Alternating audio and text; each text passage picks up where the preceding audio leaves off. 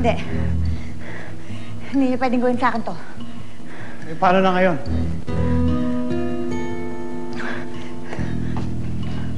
Patayin natin ang bata. Sira ka ba? Eh, wala pa tayong nakukuha ang pera.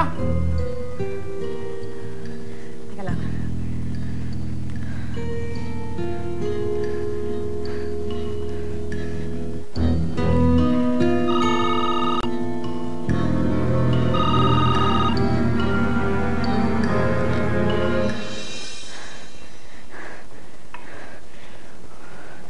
Hello?